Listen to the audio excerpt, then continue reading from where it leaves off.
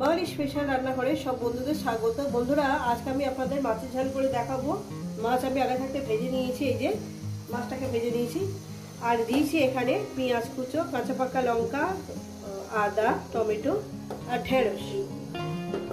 এই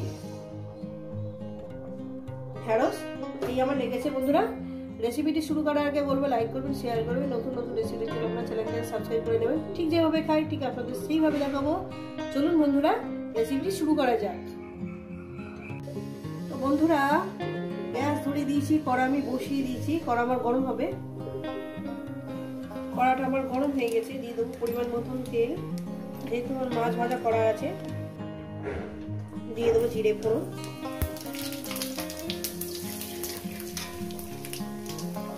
জিরে ফোড়নের পর আমি দিয়ে দেবো, প্রচন্ড ঠান্ডা লেগেছে বন্ধুরা, গলাটা ঠিক ভরে গেছে। দিয়ে দেবো এখানে পেঁয়াজ কুচি। ফ্লেভারটা একদমই ভালো লাগে।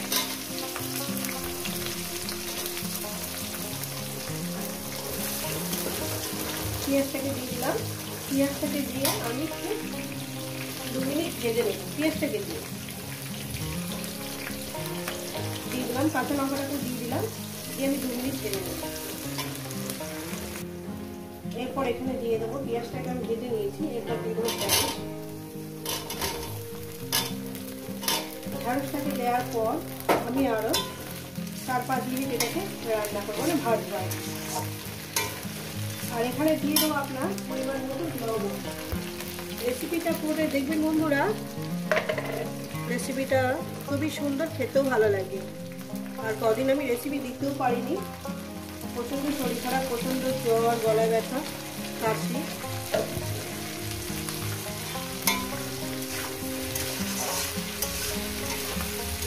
এটা ঢেঁড়সটাকে 4-5 মিনিট ধরে আমি মিডিয়াম গ্যাসেই রান্না করলাম। সবসময় মিডিয়াম গ্যাসে রান্না করলাম।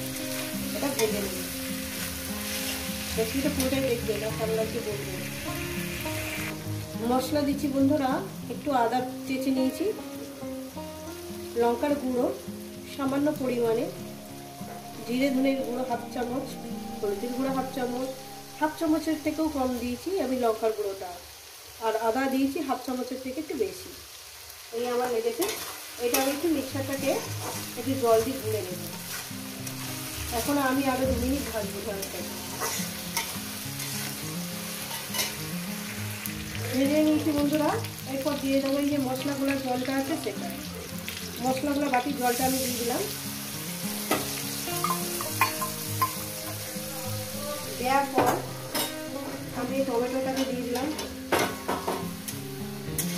দেওয়ার পর আমি এটাকে প্রায় 2 থেকে 3 মিনিট মিডিয়াম গ্যাসে কষিয়ে দিই।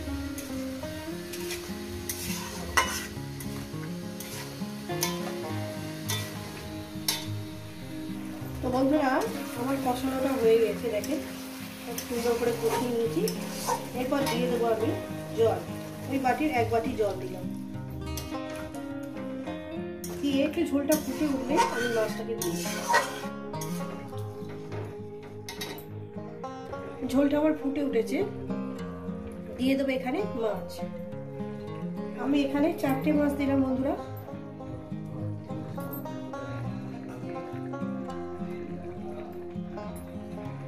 আমি এখানে 4টে মাছ দিলাম। আপনারা আপনাদের মতন মাছ দেবেন। নুন ঝাল নুন ঝালটা আপনাদের মতন দেবেন, আমাদের মতন আমরা দিয়েছি। এবার এই ঝোলটাকে মিনিমাম 5 মিনিট একটু ফুটিয়ে নেব। 5 মিনিট ফুটে নামিয়ে নেব। তো বন্ধুরা, আমার মাছের ঝালটা হয়ে গেছে। ঢেঁড়স দিয়ে মাছের ঝালটা হয়ে গেছে, এটা নামিয়ে দেখাচ্ছি। তো বন্ধুরা দেখুন, এই রেসিপি যদি আপনাদের ভালো লেগে থাকে অবশ্যই কিন্তু কমেন্ট করে জানাবেন। রেসিপিটাকে লাইক করবেন, শেয়ার করবেন। নতুন নতুন রেসিপি দেখতে গেলে আপনারা, মানে আমার চ্যানেলটা যদি আপনাদের ভালো লেগে যায়, একটা সাবস্ক্রাইব করে দেবেন। আবার নতুন কোনো রেসিপির সঙ্গে দেখা হচ্ছে। সবাইকে বলবো সুস্থ থাকবেন, ভালো থাকবেন। আর এইভাবে মাছের ঝাল বানিয়ে খেয়ে দেখবেন। দেখুন, দেখতেও সুন্দর, খেতেও সুন্দর।